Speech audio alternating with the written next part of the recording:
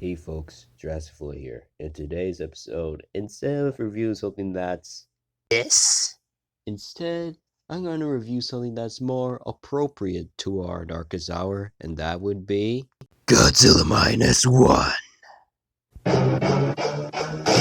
Are you ready? Okay, good. So, what do I think of Godzilla Minus One? To be honest, it's a good movie.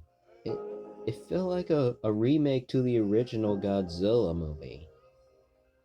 Heck, even critics love this movie. That they gave it 100. No, seriously, they really did. It begins with the pilot floating onto Oto Island with his fellow troops. And then later that night, he saw a fish puking and dying in the water.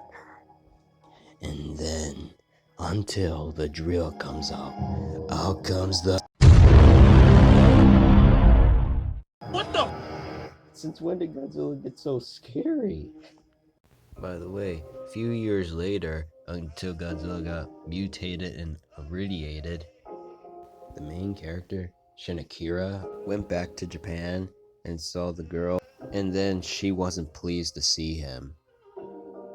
Later on, Shinakira raised the baby and took her as his own. He decided to leave her, but he decided not to. A few days later, he went on a boat. They dropped mines in the water. When they saw fish puking in the water and dying, out comes, once again,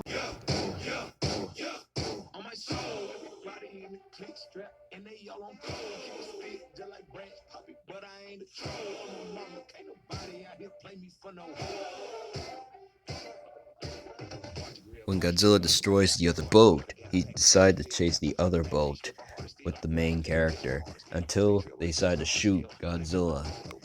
And then threw mines in the water and until the mine got stuck in Godzilla's mouth and they shot Godzilla. Oh no! Oh no! What the? But uh, he, he regenerated. Well, I mean, some animals do it too. And when the Navy came in, Godzilla attacked the Navy until he got huge on the back and then sinked into the water and destroyed the Navy's ship. And he has burn marks all over his face and went back into the sea. When Shinakira got back home, he told the child that she was adopted. But the elders told him not to tell her that. As time goes by, he still has nightmares about Godzilla, and he's still traumatized by it. A few moments later, Godzilla came to Japan and made landfall and caused destruction, destroying monorails, stomping cars, destroying trains, and stomping people, slamming buildings. People stopped running.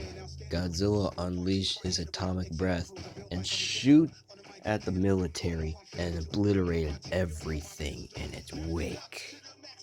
People died. Shinakira lost his friend, and he told the adopted child that she's dead, and the child started crying. Later on, the scientists have a plan to destroy Godzilla using inflatable balloon bends to drown Godzilla and pull him up into the surface. But as Godzilla made landfall again, Godzilla swing the boat like a rag doll or a toy. As Godzilla decided to destroy the village, the pilot decided to distract Godzilla while irritating him, just like how I got irritated by a fly. As Godzilla runs back into the ocean, he destroyed the navies, well, the decoy navy. The real navy trapped Godzilla and then drowned him. As they drowned Godzilla froze, and it was painful. As they bring Godzilla up to the surface, Godzilla stopped, and our main characters decide to go for Plan B to bring him up until the other boats decide to help. As Godzilla went up to the surface, the pilot charges at Godzilla, and Godzilla charges up his atomic breath again until. Oh no! When Shinkira used the eject lever, he survived. And then he went back to saw his old friend still alive until a huge pile of flesh showed in the ocean as a mighty roar was heard. Godzilla is alive! And those are my thoughts on Godzilla -1. In my opinion, it felt like a remake to the 1954 movie.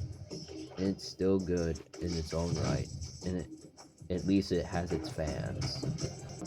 Well, what do you think of my review? Do you like it? Do you not like it? Put your opinions in the comments down below. Don't forget to subscribe and hit the bell. Well, so long. Growing up, man, I spent hours of my life stomping Koopas,